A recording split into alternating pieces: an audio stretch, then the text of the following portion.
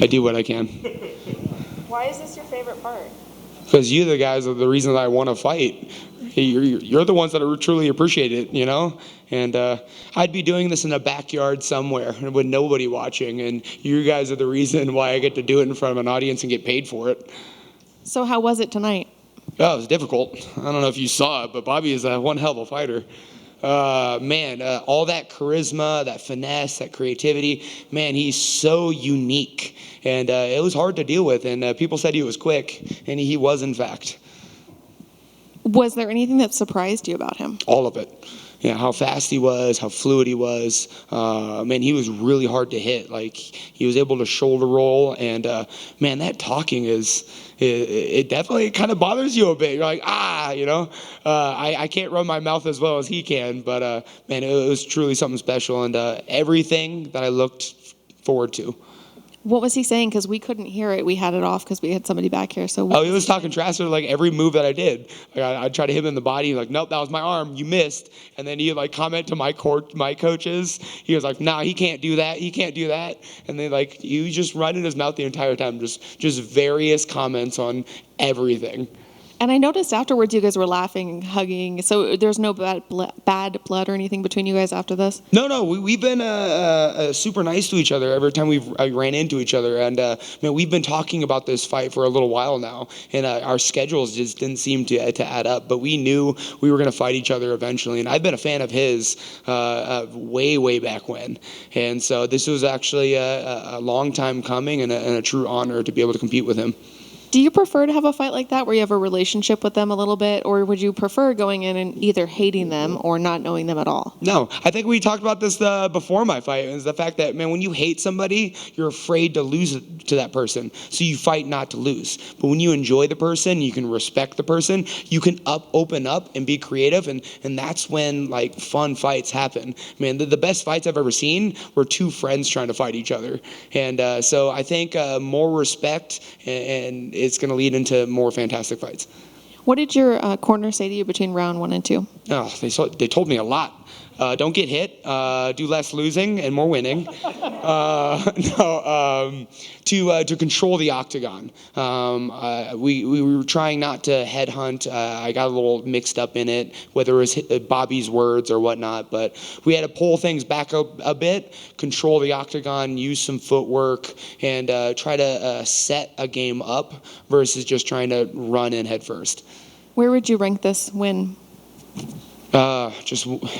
Man, every single win, every single fight is like a little baby, a little story. You know, all these little nuances of the 8 weeks of training and then this and that. Man, I can't place it, in the rankings as far as all my fights. I think that's for everyone else. Like, what is the ranking that you have it at? But I think a knockout win with Bobby Green is something special, but it's in the long line of many special moments in this career. And again, we had it on mute, so I don't know if you called someone out, but do you have a name of somebody you'd like to fight or a place? Yeah, I think I dropped the name Jalen Turner. It's just the first name that comes to my head. I get asked the question, like, who do you want to fight? And I just try to come up with an answer for you guys. But honestly, if I took out that list, it would hit the floor. I'd fight anyone. Like, if Jalen Turner doesn't want to fight, Michael Johnson is an unranked fighter. It would be a super fun fight. And there's guys with a special grappling and wrestling abilities that I'd like to test myself against. I'm not picky. I said yes to about 5 fights before Bobby Green agreed. So who do I want to fight? All of them. Why Jalen? I don't know, because he beat Brad Riddell. And Brad Riddell beat me, and so I want to avenge that through the transitive property, you know? Yeah, so, and then he's ranked 10, and man, 6'3" is a problem. So, like I said, man, Bobby Green was, running his mouth, being creative. I like interesting problems, and 6'3" is one of them. What's your goal for 2023? More wins, more knockouts, more entertaining, more opportunities in front of you guys. Just more. I'm not satisfied. True. Jalen Turner said on Twitter that he already made the call and he's ready to fight. So, with that being said, when's a perfect kind of turnaround? When would you like to get in the cage again? I mean, I think we're looking at trying to fight in April. I'd like to get another one before my baby comes out. So, yeah, April is a good time. Twitter is not a contract. I see people blowing smoke over Twitter all the time, but it doesn't mean anything until that paperwork's in front of you. So, yeah, I'm enjoying this moment. If he wants to fight, we'll talk about it. Speaking of that, is Daddy Drew going to be a problem in 2023? Yeah, it's going to be a problem, right? I'm no longer feeding myself. So this daddy strength is going to be in the right hand, I'm assuming. So we're going to have both left and right going. So you and Bobby, you called him out all year. Did it live up to the hype? Yeah, absolutely. He's everything I expected and more, and I'm wearing it on my face. And then 3 fights, 3 finishes this year. Of the 3, which one stands out the most, man? You suffered a lot of adversity, and then that first one, 277, you were back in front of a crowd. This last one is a fight that you really wanted. Like, which one really stands out to you? I think the Bobby Green win is the most powerful, because I know how talented he is, how experienced, and he's a veteran. I get most notoriety from the Terrence McKinney fight, just because I showed that side of myself, which is something fun. And then Rafael Alves pulled something out of me, like a body shot win is always unique. But I think the win over Bobby Green is probably my favorite this year. Speaking of that McKinney fight, there was a clip that resurfaced this week of your chin knocking him down when you threw a head kick. So what's up with the Drew Dober chin? I mean, if headbutts were legal, I'd have way more knockouts. No, I don't know. It was a godsend gift. Could be Neanderthal genetics. I don't know, but that's what I was blessed with, and I'm just very happy that I found this sport, because I couldn't show it off in baseball. This is true. Congrats, Drew, and happy holidays. Yeah, Drew, you mentioned about the chin. Do you feel like you're getting that reputation as someone that, hey, you're not going to be able to knock him out? I'm the real life Rocky Balboa story. Like, we all know what I'm coming in with. But man, I don't like showing it off, but it is in the UFC lightweight division, you can't help. It's the murderer's row. There's no easy fights.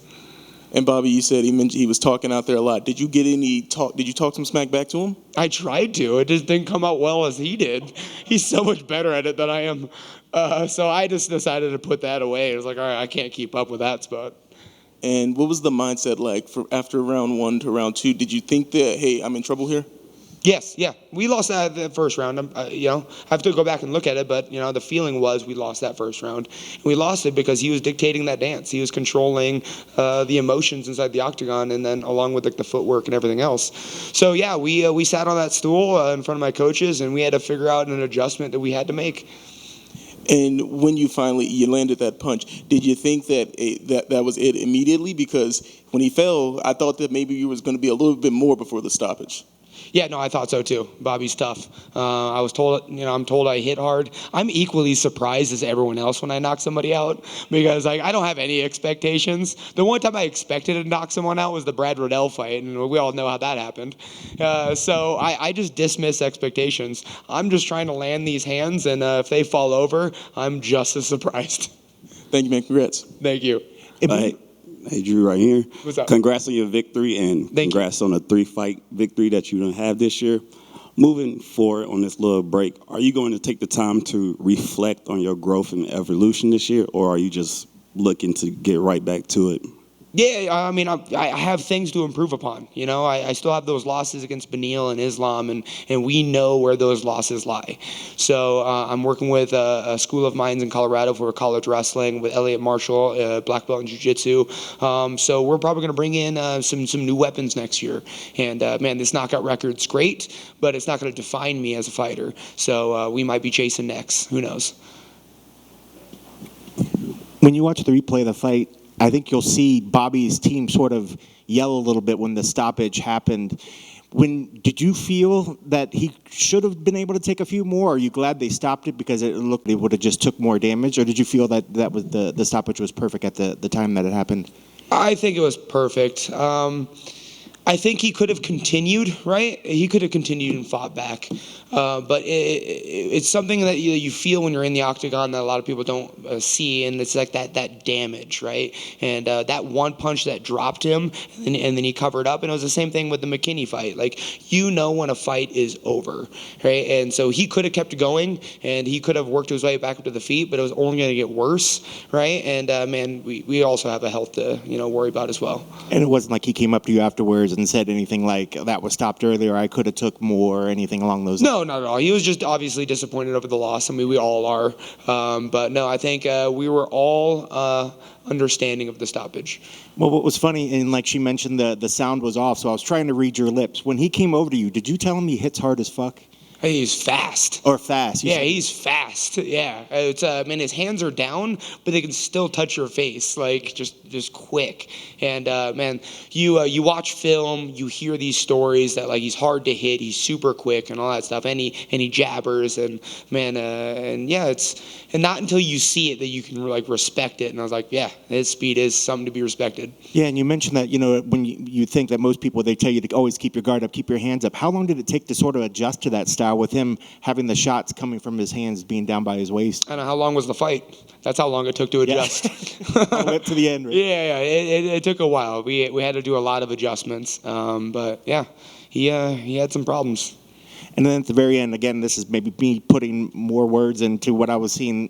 At the very end, when it looked like you sort of had like a mission for a message for the division. I thought I heard you saying something like you were coming for number one. I don't know if you said anything like that, or if I was just putting awesome words when I was watching you say it there. But is the performance that you put out there, is that a message to the division that you are trying to come to number one? Yeah. The comment was the fact that I just tied Dustin Poirier for the most knockouts in the lightweight division, and we're tied at 8, right? And so I'm coming for that number one. I want my 9, and so it's just really exciting to be a part of that record, especially in a division that I think is the most dangerous division in the UFC. And man, it's something I hold dear and I'm very prideful about, and it's just motivation to keep on going. So is that something that you put extra pressure on yourself, or is that something you just hope it works itself out, that you're not going to try to go into the next fight saying, I need to get this record, I need to get that knockout, or is that just sort of happened because of the way that you fight? Yeah, it happened because of the way I'm fighting now. Like I said, my last loss came from the fact that I was hunting for a knockout. And unfortunately, it was tunnel vision, it was this, that, and it was a decision loss. And so now my knockouts, these 3 fights this year, all came from being able to not headhunt, not look at all that stuff. So it's just a good reminder of where I need to be mentally to receive these knockouts. I'm not hunting for them, I'm just gathering them. And I know it's hard to reflect on the fight because it just happened. You haven't had a chance to go back and watch it. But in the top of your head, when you think about going back into camp and training, what do you need to feel that you need to work on that you maybe learned here in the fight? Grappling. I don't know. There was moments in that fight, and we're gonna have to watch film on it, where I started to wrestle and ended up on my back. And so it's very disappointing. Grappling is definitely something I will and need to improve upon, and I have the resources in Colorado, and that's what we're gonna be doing over Christmas. That's awesome. Well, have a great Christmas. Thank you. Just a quick one from me, Drew. Congrats on the win. Thank you. When you were talking with Kenny, you mentioned adjustments, and right now you talked about head hunting. Can you walk me through that finish? Because it seemed like the shorter shot was what got it done, because you were throwing some big overhand shots. Yeah. So it all comes from the feet, right? So the footwork and being able to control that octagon, right? And then, of course, that power punch, right? This isn't T-ball. That ball isn't just hanging out in front of me for her to whack at it. It's not a piñata. So you have to find the chin first, and you can't find it by swinging bombs. So the adjustment we had to make was creativity, setting it up, and then finding the chin before we try to knock that chin off. And there was a moment where I had him back up against the fence. I was able to find his, just being able to touch his body, touch his, and then once I had that position, I had to take that chance, and we found the mark. Absolutely. And just out of curiosity, what was the game plan compared to what you actually saw? Because once he set up those traps and baited you when to come in to counter you, I was like, okay, there's no way he can't talk to that corner and say, we gotta tweak some things here ASAP. Yeah, the game plan was the leg kicks, the body shots, the level changes, the threat, other things other than boxing the chin, right? And then eventually we're going to find it in the later rounds, but we got to start low and work our way up. And unfortunately, I got a little headhunty in the first round. Well, congrats on the win. Thank you. Thank you, sir. I appreciate you guys.